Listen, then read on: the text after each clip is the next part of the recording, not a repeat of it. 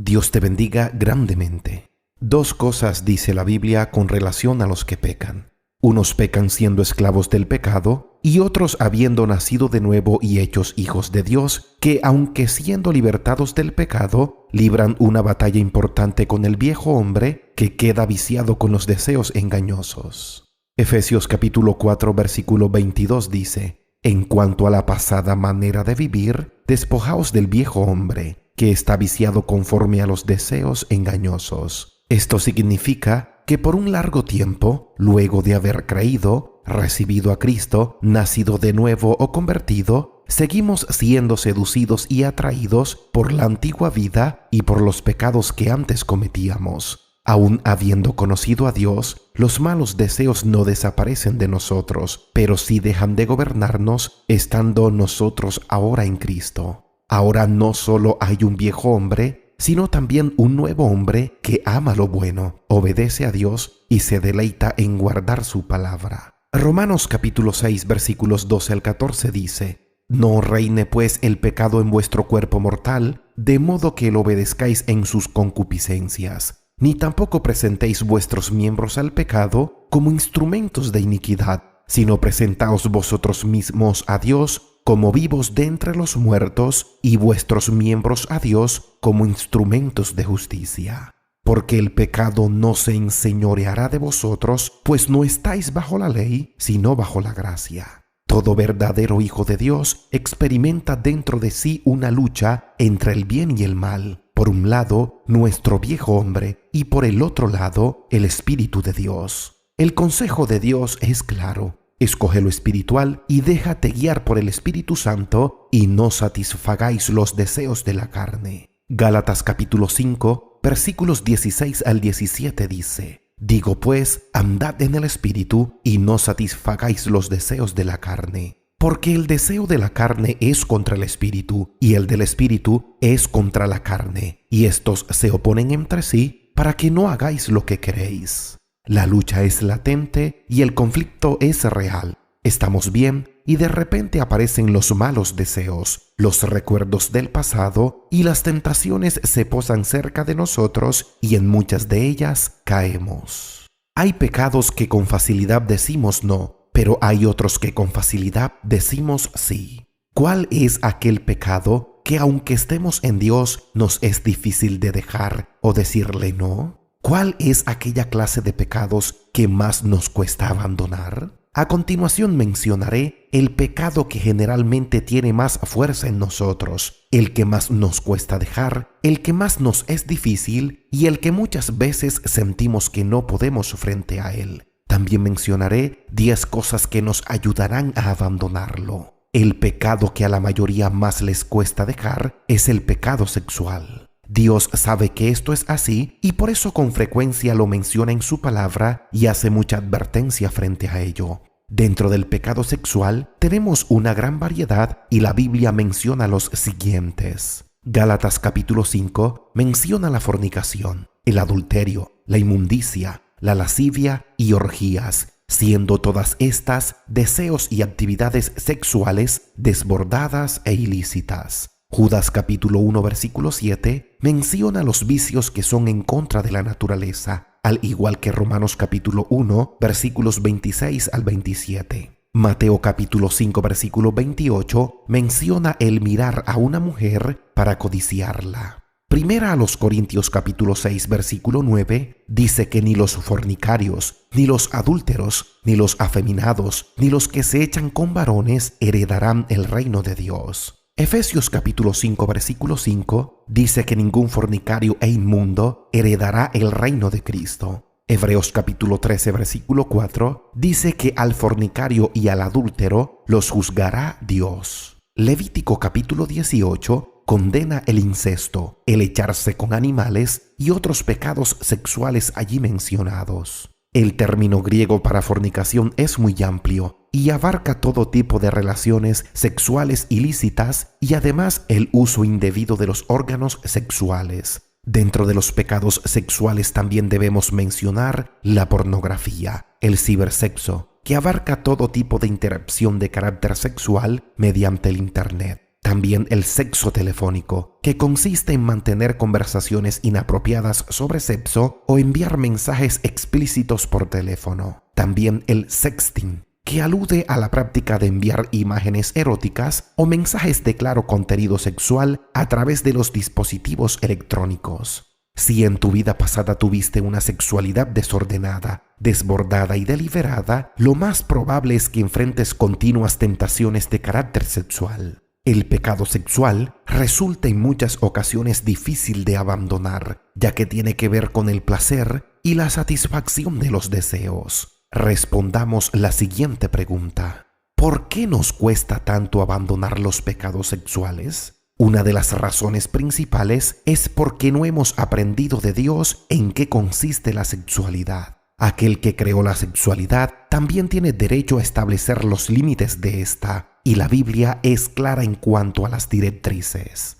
Cuando Dios creó al primer hombre, Adán, y lo trajo a la primera mujer, Eva, los unió en matrimonio. En este momento Dios introdujo la sexualidad y estableció los límites para su expresión. Dios creó una unión entre marido y mujer que llamó una sola carne. Luego definió cualquier actividad sexual fuera de la relación marido-esposa como una violación a su don. Aquí entran todos los pecados sexuales ya mencionados. Hay un gran poder unificador en la unión sexual. Dios la diseñó no solo para involucrar los cuerpos, sino también los corazones y las vidas. El sexo fue diseñado para consumar la unión de por vida entre un hombre y una mujer. Dios diseñó el cuerpo del hombre y el de la mujer de manera diferente para que pudieran unirse en un acto de intimidad física que los une de por vida y les permite procrearse. El sexo es un regalo de Dios para el hombre y la mujer que hace que su relación sea única dentro de todas las demás relaciones.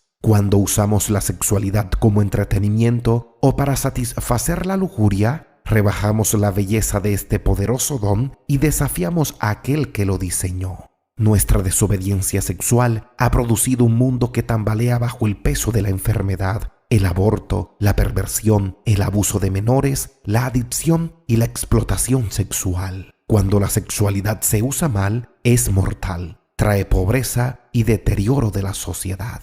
El pecado sexual comienza con la tentación, como todo pecado. Cuando nos negamos a conocer los límites de Dios, permitimos que la lujuria determine nuestras decisiones, y la lujuria nunca conduce a la dirección correcta.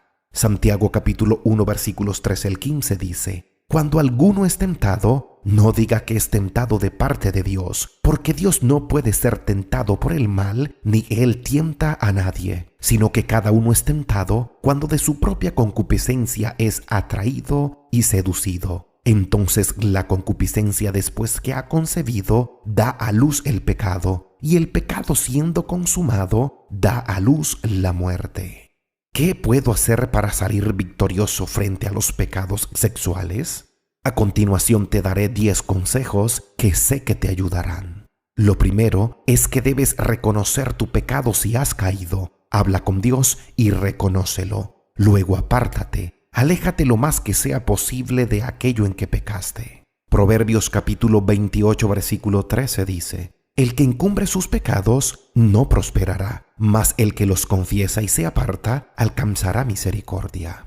Segundo, anda como una persona que no vive en oscuridad moral. Romanos capítulo 13, versículo 13 dice: Andemos como de día honestamente, no en glotonerías y borracheras, no en lujurias y lascivias, no en contiendas y envidia. Tercero, dale muerte definitiva a todo pecado sexual. Apártate definitivamente de ello. Es el mandato de Dios y la mejor manera de hacerlo es no alimentando ningún deseo sexual pecaminoso, ni en tu mente ni en tu cuerpo. Colosenses capítulo 3 versículo 5 dice: Haced morir pues lo terrenal en vosotros, fornicación, impureza, pasiones desordenadas, malos deseos y avaricia, que es idolatría. Cuarto, sigue el ejemplo de Cristo e imítalo como alguien puro en todo. Primera de Pedro capítulo 2 versículo 22 dice: El cual no hizo pecado, ni se halló engaño en su boca.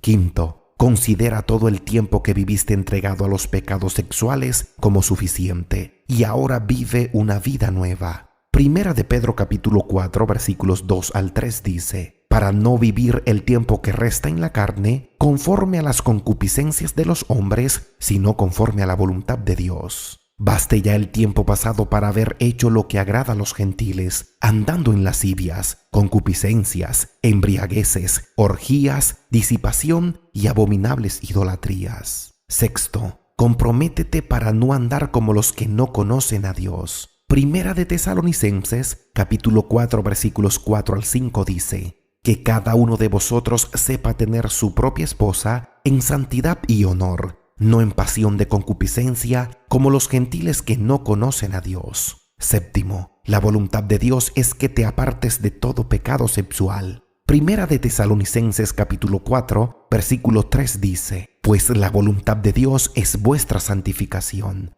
que os apartéis de fornicación. Octavo, Dios no te ha llamado para que vivas en pecados sexuales. Primera de Tesalonicenses capítulo 4, versículo 7 dice: pues no nos ha llamado Dios a inmundicia, sino a santificación. Noveno, convéncete de que no te conviene en nada andar en pecados sexuales. Efesios capítulo 5, versículo 3 dice: pero fornicación y toda inmundicia o avaricia ni aun se nombre entre vosotros, como conviene a santos. Y décimo y último, preséntate y presenta tus miembros para lo que agrada a Dios. Romanos capítulo 6, versículo 19 dice: hablo como humano, por vuestra humana debilidad, que así como para iniquidad presentasteis vuestros miembros para servir a la inmundicia y a la iniquidad, así ahora para santificación presentad vuestros miembros para servir a la justicia. ¿Y tú, cuál crees que es el pecado que más te ha sido difícil abandonar? No importa cuál sea el pecado, Dios quiere que vivamos en pureza e imitemos su santidad.